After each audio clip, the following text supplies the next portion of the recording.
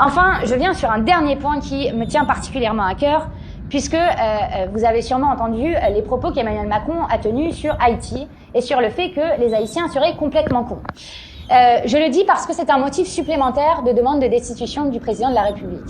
Ce n'est pas la première fois que le président de la République se retrouve dans une position où il nous fait honte à l'international, où il méprise, comme il avait méprisé le président burkinabé, en demandant, lors d'une conférence de presse devant la presse nationale et mondiale, où était le président et s'il était parti réparer la clim. Eh bien, je le dis, il y en a marre d'un président de la République qui nous fait honte à l'international. Et non, monsieur Emmanuel Macron, les Haïtiens ne sont pas complètement cons. Ce sont des gens souvent admirables, qui font ce qu'ils peuvent et qui bien souvent doivent vivre à l'extérieur du pays et non à l'intérieur, où ils sont bloqués depuis longtemps. Alors, si vous connaissiez un peu l'histoire d'Haïti, monsieur Macron, vous sauriez que c'est le pays d'Antonin Firmin, où en 1885, il avait écrit un fameux essai qui s'appelait « De l'égalité des races humaines », qui répondait aux théories racistes bien répandues à l'époque, notamment aux théories racistes d'Arthur Gobineau et de son abjecte inégalité des races humaines. Si vous connaissiez l'histoire, monsieur Macron, vous sauriez que Haïti est le pays de grands écrivains, comme Jacques Roumain, comme Jacques-Stéphane Alexis. C'est aussi le pays aujourd'hui de Yannick Lahens, d'Edwige Danticat, de l'économiste et femme politique Michel Pierre-Louis, des écrivains Lionel Trouillot, Louis-Philippe d'Alembert, entre autres illustres personnages. Mais Haïti, c'est avant tout le pays des peuples opprimés. Et il faut vous rappeler, monsieur Emmanuel Macron peut-être, que Haïti a complété la liberté universelle en menant les plus longs combats pour l'abolition de l'esclavage des Noirs.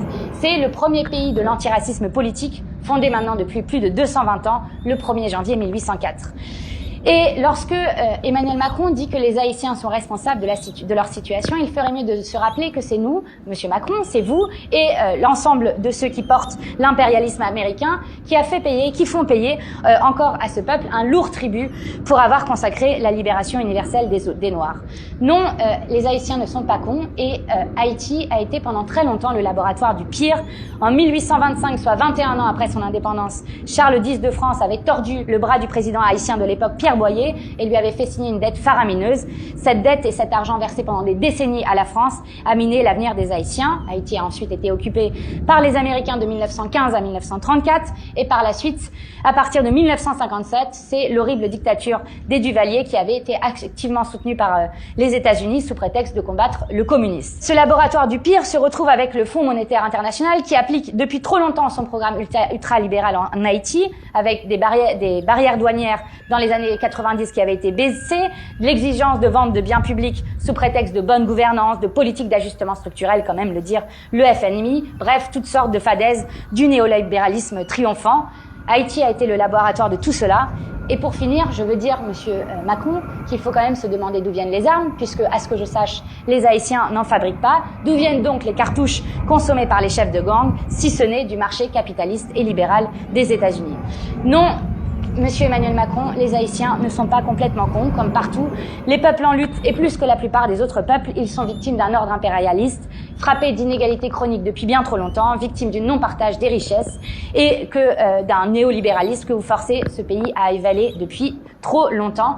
Les membres du gang aujourd'hui à Haïti sont les enfants de la rue d'hier, à cause de la faillite de l'État que le libéralisme triomphant a trop longtemps démantelé. Alors, monsieur Macron, si vous voulez vous renseigner un seul moment sur la dette haïtienne, je vous invite à lire un livre intitulé Haïti-France, les chaînes de la dette, livre qui a été écrit par l'historien français récemment disparu Marcel Dorigny et du professeur de géographie Jean-Marie Théodat, préfacé notamment par Thomas Piketty et introduit par le professeur Fritz-Alphonse Jean. Haïti-France, les chaînes de la dette. Sinon, vous pouvez aussi découvrir les écrivains haïtiens. Je vous conseille notamment l'anthologie de la poésie haïtienne parue en 2015 aux éditions du Seuil. Et Haïti, je crois, monsieur le président, devrait cesser d'être le laboratoire du pire.